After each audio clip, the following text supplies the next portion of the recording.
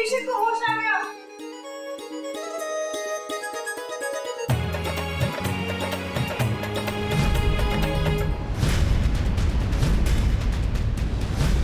हम हर सजा भुगतने के लिए तैयार हैं, बस आप हमें माफ कर दीजिए। आपको पश्चाताप हुआ है, यही सुधार की तरफ आपका पहला कदम है। बस आप उन बच्चों को आजाद कर दीजिए।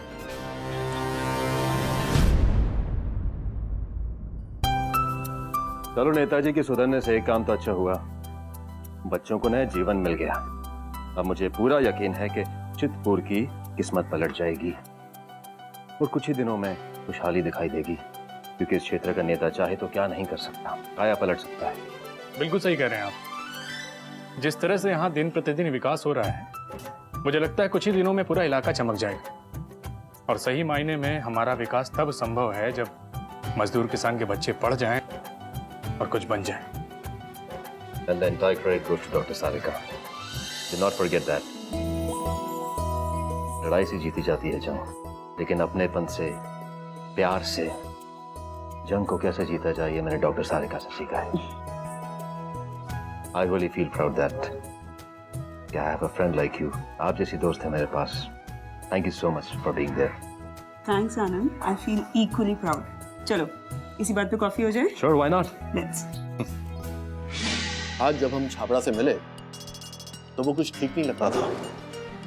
उसका मानसिक संतुलन बिगड़ चुका था, चीख रहा था, चिल्ला रहा था और कह रहा था अगर मुझे यहाँ से नहीं निकाला तो वो सबको इस मामले में घसीट लेगा। और आप तो कह रहे थे वो बहुत पुराना खिलाड़ी है, जल्दी टूटेगा नहीं, लेकिन वो तो सीबीआई का नाम सुनते ही टूट चुका।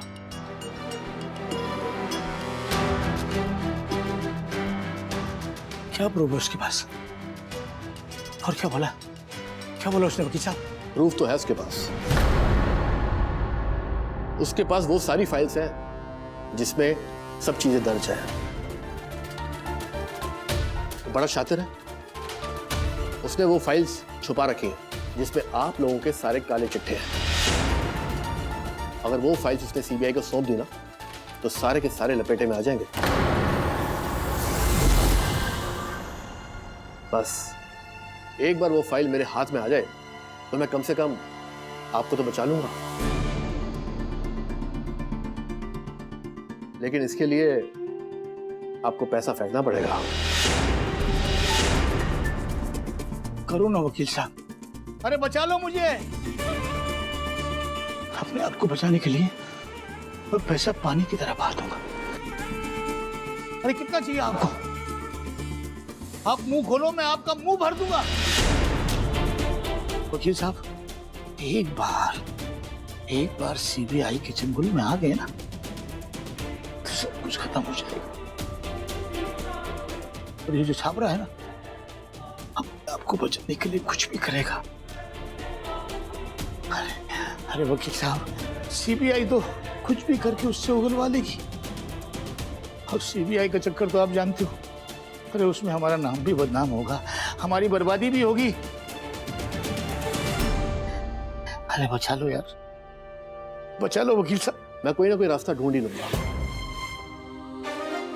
अगर मैं छाबड़ा से फाइल निकलवाने में कामयाब हुआ तो मैं आपको तो बचा ही लूंगा, लेकिन हाँ, इस केस में आपकी थोड़ी बेइज्जती, बदनामी जरूर होगी। मीडिया में नाम भी उछल सकता है, कुछ लोग तोड़फोड़ भी कर सकते हैं, कुछ लोग आपके खिलाफ भी हो सकते हैं और कुछ लोग आप पर पथराव भी कर सकते हैं। अरे वकील के बच्चे, ये फाइल की बात करते करते तू मुझे डराना मुझे।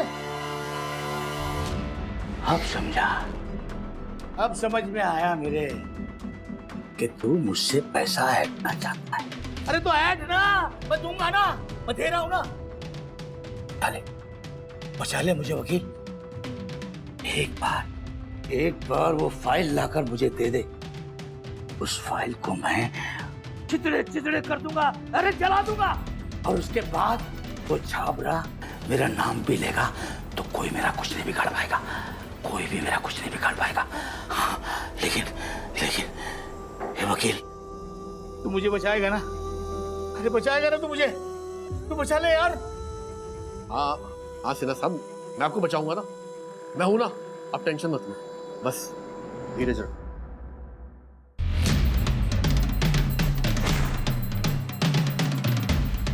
चलता हूँ मैं।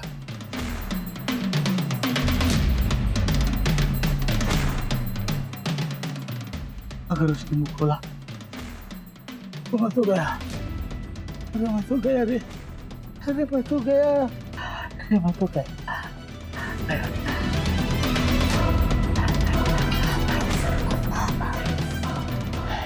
छाबड़ा मेरे सामने आ जाए, गला घोट के मार दूंगा, मार दूंगा। ये क्या हो गया, ये क्या हो गया?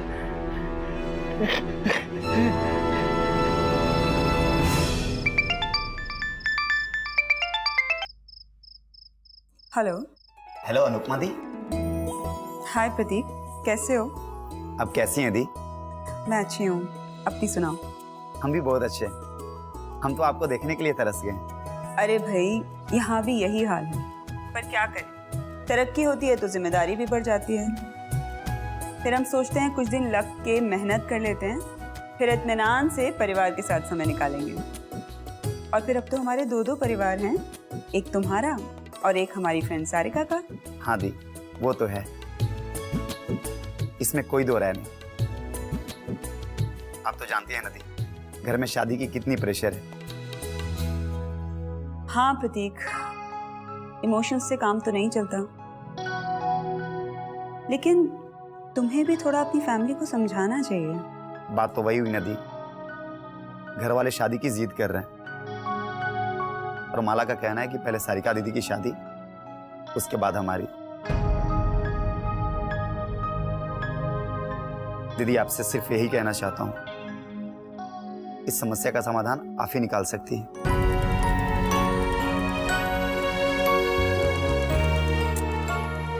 अब तुम तो जानते हो, सारिका जिद पकड़ के बैठी है कि जब तक योगेश सुधर नहीं जाता वो शादी नहीं करेगी।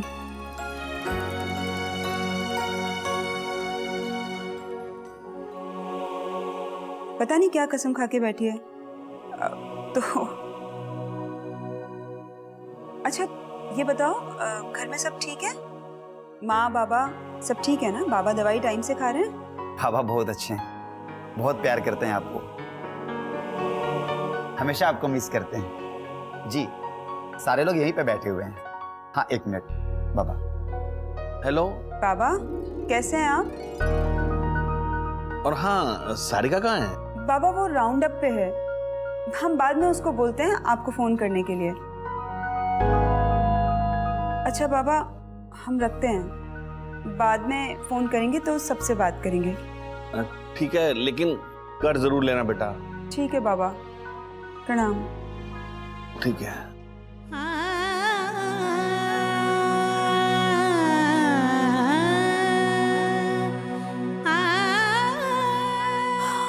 क्या करें?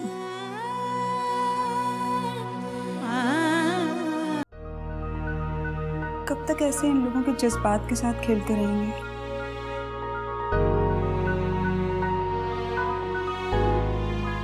कोई रास्ता नजर नहीं आता।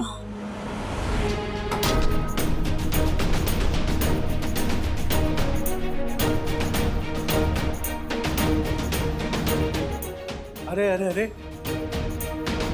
क्या बात है अन्नू बेटा? आज सुबह से देख रहा हूं तो बहुत उदास है। क्या बात है, मुझे बता। पापा देखो बेटा, बात को दिल में दबाए रखने से उसका कोई सॉल्यूशन नहीं लिखता। कोई भी बात है तो मुझे बता दे। अगर अपने पिता को नहीं बता सकती है तो अपना दोस्त समझकर मुझे बता दे। ऐसा कुछ नहीं है पापा। सच कहता हूं बेटा, तुझे उदास देखता हूं तो मेरे लिए ये सारी रौनक चली जाती है, सब कुछ बुझा बुझा सा लगने लगता है। एक बात याद रखना, अगर तुझे जरा भी परेशानी होती है तो तेरे बाप सबसे ज्यादा कष्ट झेल रहा होता।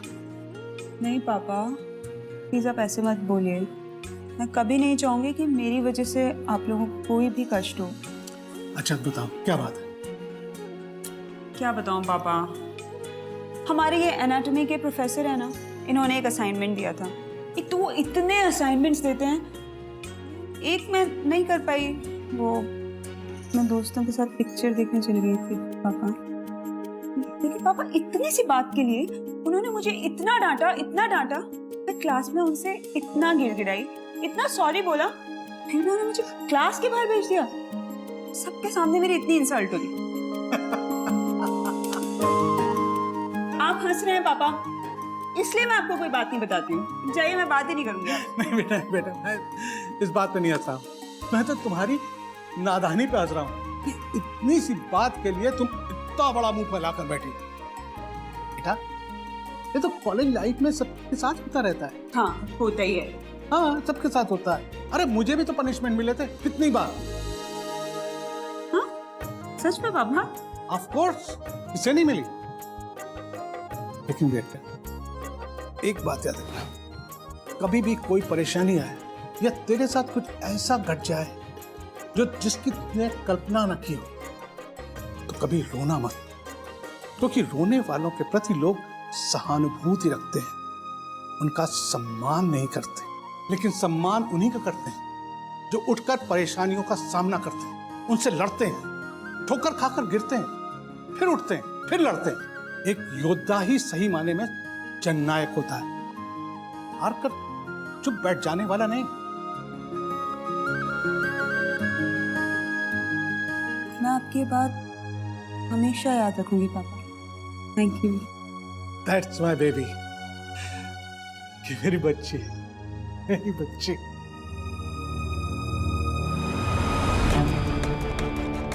मैंने सोचा डॉक्टर बनकर तुम मेरा सपना पूरा करो, लेकिन तुम तो क्या मेरे क्लिनिक संभालने पर तुम्हारा रुतबा कम हो जाएगा, या तुम्हारी डॉक्टर की डिग्री में कुछ कमी आ जाएगी, या हमारी क्लिनिक में आने वाले लोग घटिया किस्म के होते हैं, अजीब होते हैं, जिन्हें इलाज की कोई जरूरत ही नहीं, इसलिए उनको उनके हाल पे छोड़ दो। यही सब सोचकर तुम मेरी क्लिनिक को नहीं संभालना चाहती हो ना? बोलो क्या बात है? नहीं पापा, प्लीज आप ऐसे मत बोलिए। पापा, आप जानते हैं मैं आपकी बेटी हूँ और मैं ऐसा कभी आपके लिए सोच भी नहीं सकती। क्यों मैं हीरो पापा, मैं सबको आपका एग्जाम्पल देती हूँ कि जहाँ और डॉक्टर्स नैतिक अनैतिक तरीके से मरीजों को लूट रहे हैं, डॉक्टरी को अपना प्रोफेशन बना चुके हैं, वहाँ मेरे पापा इतने एक्सपीरियंस्ड, इतने स्किल्ड होने के बाद भी जरूरतमंदों की मदद करते हैं, गरीबों की फ्री में सेवा करते हैं।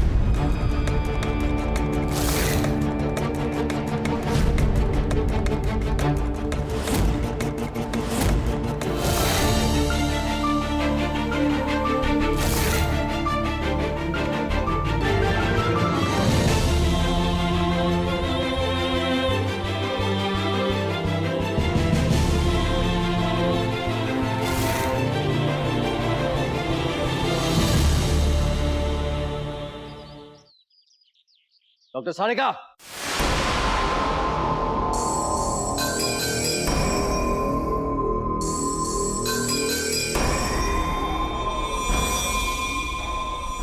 मिस अनुपमा, आपका खेल हुआ खत्म। आप सब लोगों को शायद पता नहीं है, इनका असली नाम अनुपमा है।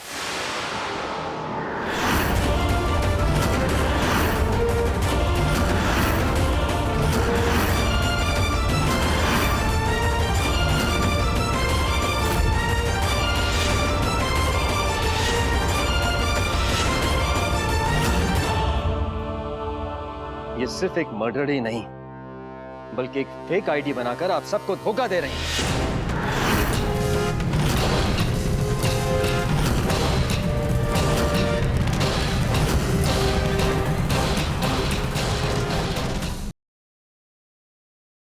इंस्पेक्टर साहब, हमको थोड़ा थोड़ा शक था कि डॉक्टर सरिका नहीं है ये, पर ये तो हथियारिन निकली, हथियारिन।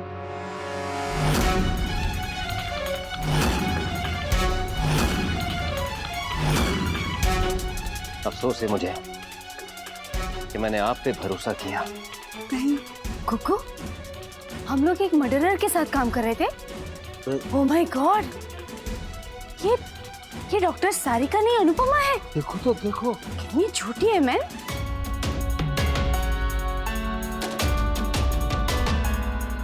ये सारिका नहीं है, यही काफी है हमारे लिए।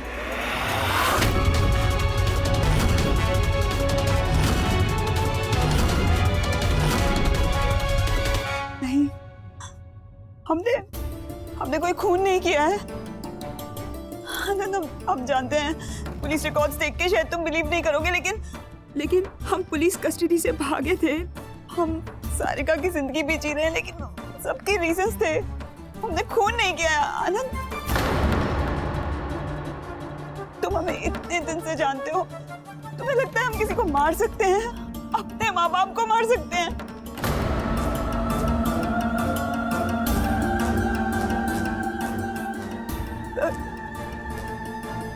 आनंद,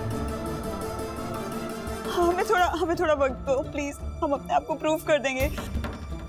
राहुल, तुम तो मेरा यकीन करो। राहुल, तुम मुझे इतने दिन से जानते हो, तुम्हें लगता है मैं किसी अनजान आदमी को भी मार सकती हूँ?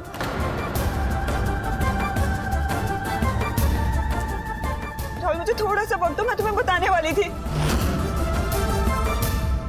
मैं मानती हूँ मैंने झूठ बोला, मैं सारिका हूँ, लेकिन मैंने किसी का खून नहीं किया है राहुल, किसी का खून नहीं किया है।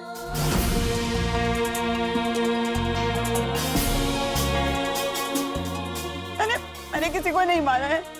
आप लोग प्लीज मेरा यकीन कीजिए। आनंद, हम खूनी नहीं हैं। हमने अपने माँ बाबा को तो बिल्कुल नहीं मारा, हमने किसी को नहीं मारा। आनंद, तुमने हमारा बहुत साथ दिया है, हमने तुम्हारे साथ बहुत समय निकाला है। तुम हमें पहचानते हो आनंद? तुम्हें लगता है हमने ऐसा किया होगा?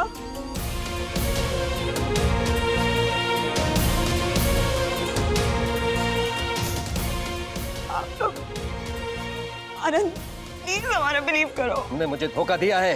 क्या गलती थी मेरी कि मैंने तुम्हें मसीहा समझ के तुम्हारा साथ दिया और तुम मेरा फायदा उठाती रही? नहीं अनुपमा, तुम्हारा खेल खत्म। Oh my God, Jesus save us. इतना बड़ा झूठ, कितना बड़ा झूठे है मैन ये। हाँ, हे भगवान, हम सोचे कि हमारी सुनता क्यों नहीं है प्रभु। सीरियसली यहाँ इतना बड़ा घोटाला जो था। चलो, देर आए दुरुस्त आए। हम सब कुछ बताना चाहते थे, हम बस थोड़ा सा वक्त। राहुल, ये देखो ये लोग क्या कह रहे हैं। तुम भी कुछ नहीं बोलोगे? कम से कम तुम तो मुझे बिलीव करो राहुल। सारिका नहीं, इसका मतलब इतने दिनों से मैं जिसे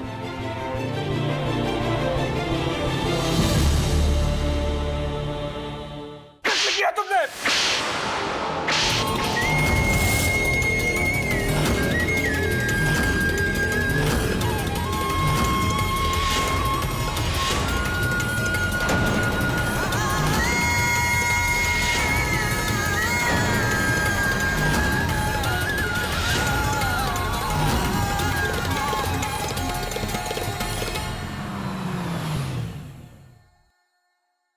क्या सोचने लगी मैडम? किया तुमने? कुछ नहीं। कुछ नहीं तो कुछ हसीन पलों को खूबसूरत बनाने के लिए कहीं चलें? अच्छा लगेगा तो। और जब तुम्हारे चेहरे पे हंसी आएगी तो वो देख के मैं खुश हो जाऊंगा। ठीक है, लेकिन यहाँ से पैदल जाना पड़ेगा। चलेगा। चल।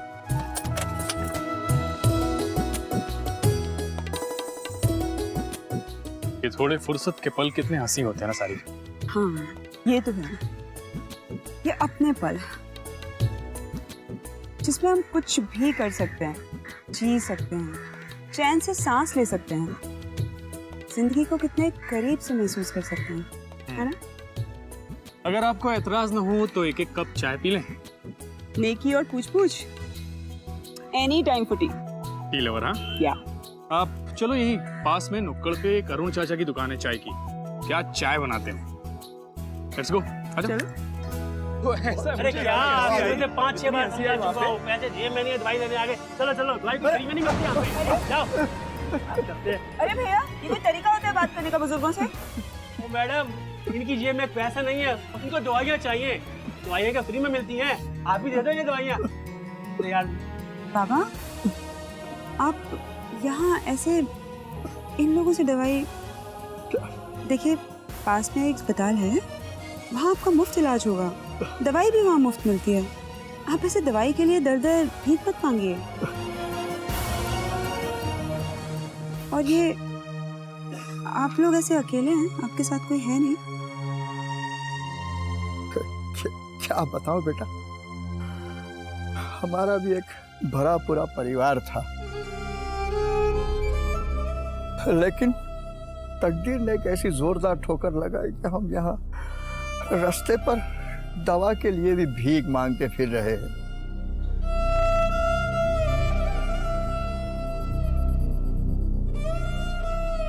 तो बहू ने हमें घर से निकाल दिया और हम ऐसे भटकते देखे।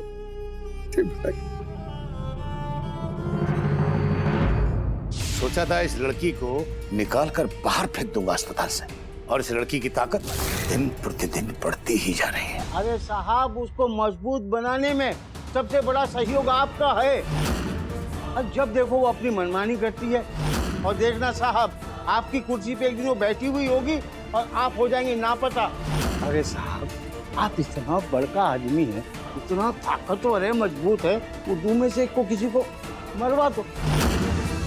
छुओ आसमां तो सितारा मिले, लहरों से लड़के किनारा मिले, हर एक कदम है यहाँ इंतहा, बसाना है मिलके नया एक जहां, राहों में हिम्मत से रखो कदम तो